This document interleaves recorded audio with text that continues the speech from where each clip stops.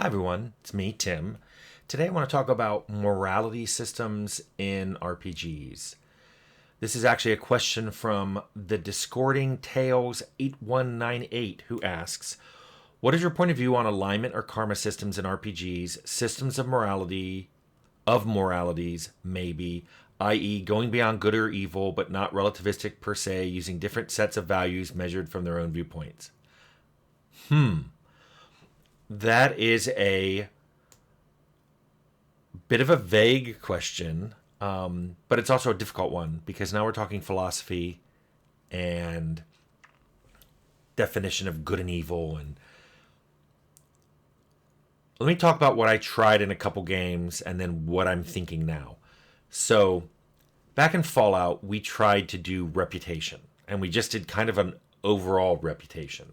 So, it wasn't necessarily good or evil, it was this was a positive thing to do towards your rep and this was a negative thing, and it was done via script, and it turned out to be really varied because what one group of people in on the team thought was a good thing for you to do for your reputation, other people thought was a bad thing.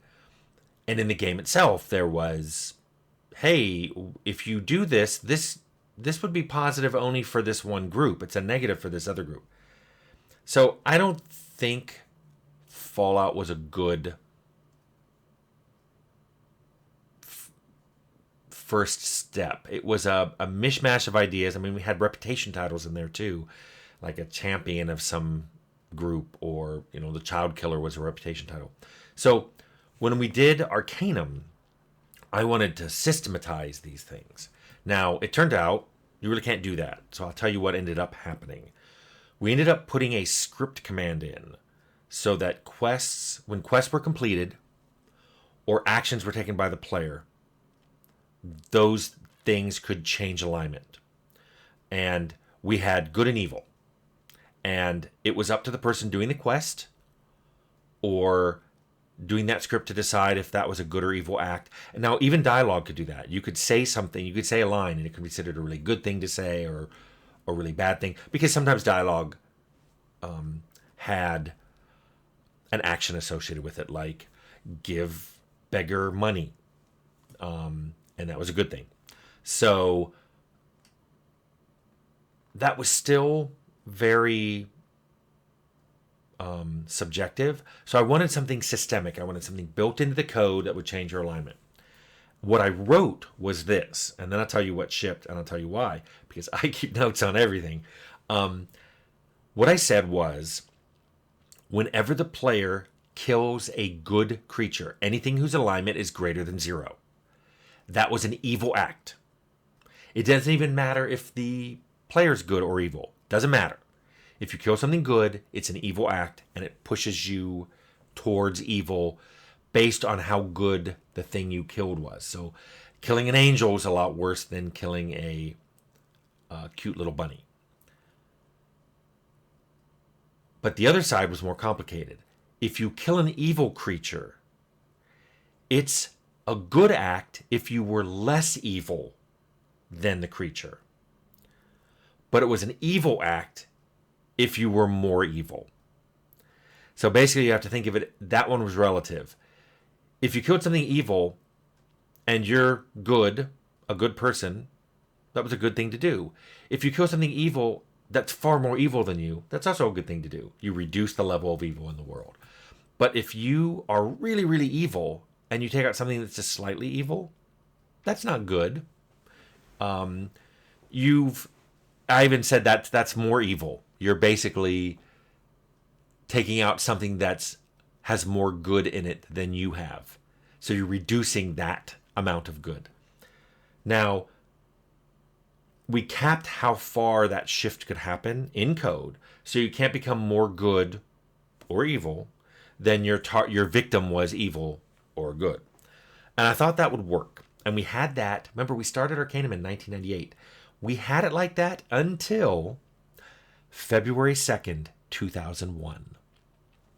And I have a note that reads, and I'll quote it. It reads, As per Jason Anderson on 2201, only now allow negative alignment changes via script.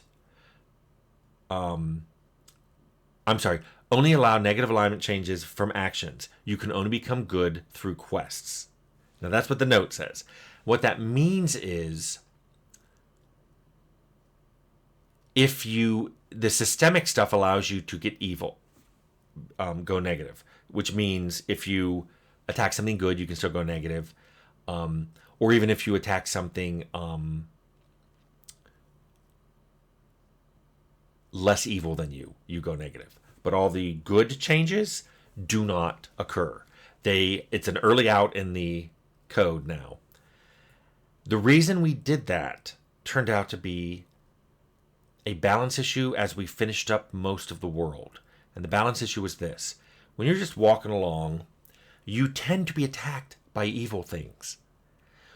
When you go in the dungeons and caves, they tend to be filled with evil things. When you walk around a town of good and evil people, you tend not to be attacked. The overall systemic effect was you were killing a lot more evil things than good things. So it was very easy to become good and stay good just by running around and killing monsters. So I know Jason had brought it up and we talked about it and we decided, yeah, that does seem to be it's easier to become and stay good, because if you do something really horribly negative, you can just go out and kill some monsters and boom, you're good again. So we took that out.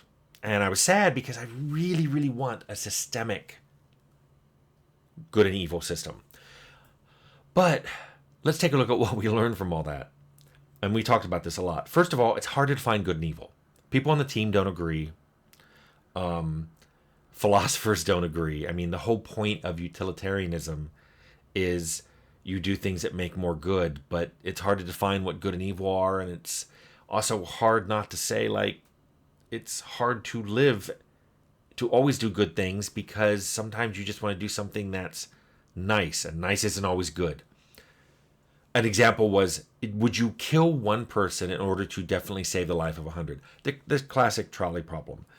And that just makes it go, wow, there's something going on here besides good and evil. So we haven't done much. I haven't done meters like that since. The closest I've gotten in subsequent games, things like Pillars of Eternity, we ended up doing a reputation by faction. And it wasn't so much good and evil as it was like and dislike. If you do an action, what will different factions think of it? Well, some like what you did, some hate what you did, and it's usually pretty easy to decide that, because you've done all these NPC factions and you've given them points of view. For example, stealing things, especially if you steal things when you're a member of the Thieves Guild and come and sell them on their black market, they like that. But the town won't like that. So you can easily see that stealing this item is a positive reputation for the Thieves Guild and a negative reputation for the town you stole it in. And meanwhile, there are other people who just wouldn't care. They don't know anything about that item. They don't know anything about that town. They're not affected. So doing reputation meters by faction seem to be pretty good at keeping track of these things. Another huge bonus is the way work tends to get broken down in games is there's a designer who made that faction and made the quest for that faction and made the story for that faction. So even though two designers may agree or disagree on what a good or bad action is, for a particular faction, there's usually a designer who's the final word on, yes, they like when you do this and they hate when you do this. So that really works. I know there are games that do that on individual companions. This companion likes this and doesn't like this. And people have had all kinds of reaction towards that kind of reputation system for a companion. But at the very minimum, I can say at least it works. It works in a way you understand, and you know what to do going forward and what cause it will have. If you've ever played a game, even a really good game, that has consequences for your actions that were completely unforeseeable, you have no idea until you do it. It either leads you to reloading old save games or looking everything up online. NPC asks you to do something in dialogue and you're like, pause, let me Google that. I want to see, if I say yes, if I agree, what will happen. If I say no and disagree, what will happen. So I think where I landed by the end of my career was I don't like morality systems at all. What I like are reputations by factions based on whether or not whatever the action in question is something that faction would like you to do or not like you to do. Every faction, and sometimes a companion can be its own faction, has its own set of likes and dislikes, and the consequences of those. If some group really doesn't like you, you spend more money at their merchants. If they really, really dislike you, they comment and they don't want you around. If they super dislike you, maybe it does become they attack you. And the opposite is if they like you, cheaper prices, they offer more services, maybe they give you quests to do, they like you. So I lean more towards that kind of thing because once you go down the path of defining a morality, you're going to find situations that you can't figure out, situations that your team disagrees on, and situations that game players disagree on. And then that leads to people reviewing your game going, I couldn't figure out what I was supposed to do. I don't know why this, druid liked me doing this and why this cyborg hated me doing this. I'm keeping it vague. Just, you end up with people saying that, and it's frustrating. So if you keep it to reputation by faction, I think you get a lot of what you want, which is the game watching what you're doing and reacting to it, but in a way that's easier for the players to understand. So that's my thought on moralities in games.